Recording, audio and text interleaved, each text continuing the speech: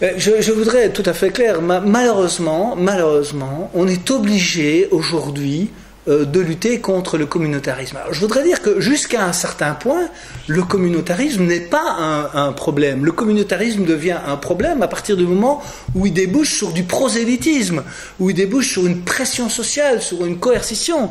Et donc, je crains que la communauté juive, évidemment, ne fasse des frais de l'obligation aujourd'hui que nous avons de lutter contre une certaine forme de communautarisme musulman. Je ne veux pas mettre tout le monde dans le même sac, bien entendu. Ce n'est pas de l'islam ici en tant que tel qu'il est question, mais plutôt de l'islamisme, de sa forme prosélytiste et de son aspect politique.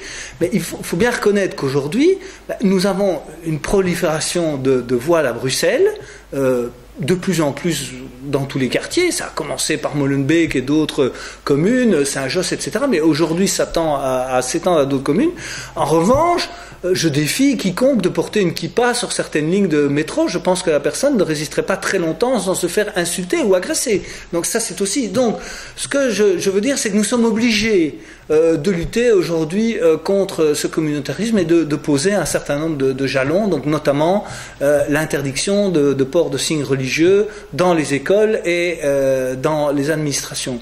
Je peux comprendre évidemment ça puisse choquer un certain nombre de personnes qui, eux, ne représentent aucun risque de prosélytisme, mais malheureusement l'augmentation du prosélytisme musulman, la contrainte qui existe contre un certain nombre de jeunes filles, la pression sociale de la rue du milieu, fait qu'aujourd'hui on n'a pas le choix. Donc en ce sens, je suis favorable à cette interdiction du port du voile dans la fonction publique et dans les écoles, parce que aujourd'hui il y a ce problème de pression sociale, de prosélytisme, etc., qui est une réalité qu'on ne peut pas nier. Mais là aussi, je voudrais insister.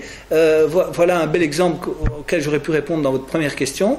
Aujourd'hui, en réalité, dans une société qui s'affirme tolérante, où tout le monde peut s'habiller comme il veut, en particulier, il y a une religion qui a le droit de s'afficher ouvertement et tout le monde dit c'est leur droit et on n'a pas à discuter ça. Et en revanche, en pratique, dans la réalité quotidienne, les juifs, eux, n'ont pas ce droit parce qu'à Bruxelles, ils ne pourraient pas porter très longtemps leur kippa sans se faire agresser ou insulter. Donc on voit ici qu'il y a des droits qui ne sont pas les mêmes pour tous.